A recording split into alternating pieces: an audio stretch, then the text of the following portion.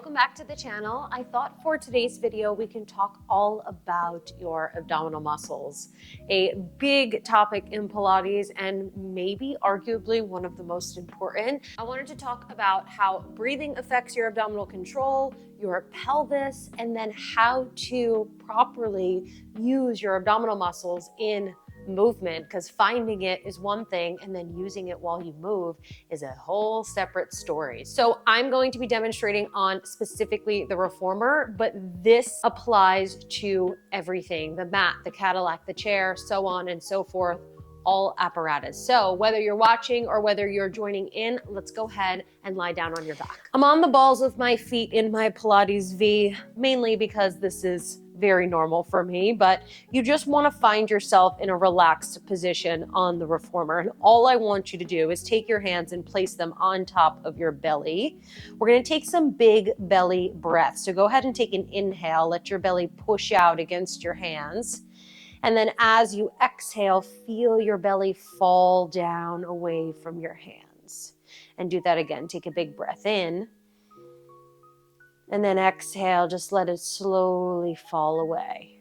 Do that a couple of times and just feel your belly pushing out against the hands and then gently falling away from the hands. One more time, big breath in. And then exhale, just let it sink down. Good, stay here. Bring your hands to the side of your rib cage. I like to really get mine in there, almost interlacing my fingers in between the rib. And now without letting the belly move, right from the top of your pubic bone, you're gonna pull your abdominal muscles in and then think about lifting them up under your rib cage so that the rib cage closes. Keeping that connection, take an inhale into the back of your lungs, let your rib cage expand out. And then as you exhale, feel your muscles naturally start to pull your rib cage together. And do that again. Take an inhale into the back of the lung. And then exhale, feel the muscles pull your rib cage together. A couple of times like that. You want to prevent your belly from moving up and down and only sending the breath side to side. You're filling up the back of your lungs. And as you exhale, feel how the muscles over your rib cage really pull the entire abdominal wall in and together, making the entire piece just connect more. So those muscles over your ribs are also a part of your abdominal wall. They're a part of your powerhouse, part of your center. And then exhale and pull it together. Good. So we call that lateral breathing. You want to be breathing laterally when you are doing Pilates so that you can maintain the connection into your stomach muscles and still be able to breathe. Now, a big part of your abdominal muscles when we go to add movement is the pelvis. So another little exercise, place your hands right on top of your hip bones, and then just take your pelvis, your tailbone, and tuck it towards your nose. You kind of press your lower back into the mat. Your hips are going to kind of squeeze, and then take your tailbone and reach it all the way down to your heels. You give a little arch in your lower back and just like exaggerate it, make that space behind your back really big. And then do that again. Tuck your tailbone towards your nose and squish your lower back into the mat. And then reach your tailbone all the way down to the heels and give an arch. Take it one more time like that. Tuck it in and squish it down and feel how your belly almost pushes out.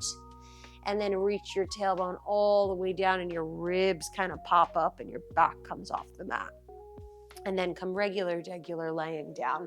So just having the awareness that your pelvis moves in both directions will help you not move your pelvis. So we're trying to maintain neutral pelvis, regular laying down when we go into something like an ab curl. So keeping the tailbone down, you're gonna take your arms down by your side. I'm gonna lift my head, neck, and shoulders by pulling my ribs into the mat and looking at my belly button. And nothing changed in my pelvis. So I didn't go into that tuck and squeeze. My pelvis remains down and flat. Now from here, you can deepen the lower abdominal muscles just a little bit more, and you can pull your ribs further down into the mat. And nothing really changed externally, but I feel a whole lot internally. And then go ahead and lower back down. And do that again, lifting the head, neck, and shoulders, keeping the tailbone reaching forward in opposition, scooping the belly deeper, and then lower your head. Now I'm going to show you what commonly will go wrong in the pelvis, and I've been there, so don't worry. It's just a habit. You got to break the habit. As soon as you lift your head, pelvis lifts, and then you lower, and you go into that tuck, and you go into that lower, and we're not really hitting your deep abdominal, your transverse, which is exactly where we want you. We're compressing the lumbar spine, which we definitely don't want either. So focus on pulling your heels to your butt and your butt to your ears. There's like almost energy behind the leg that will help keep your tailbone down. And then taking the arms down by the side, lifting the head, neck, and shoulders, pulling the heels to the butt and the butt to the heels. And then you can hold this position and practice your lateral breath. You open up the rib cage, you pull everything together, and you open and you pull, and this would be the start of your 100, right? Just getting in the position and holding, and my feet are down, but I feel my stomach muscles a whole lot. You can even hear it in my voice. And then rest it down. And then take the knees, just hug them into your chest, give your lower back a little stretch in there. Rock it side to side. And just one more thing that I wanted to touch on.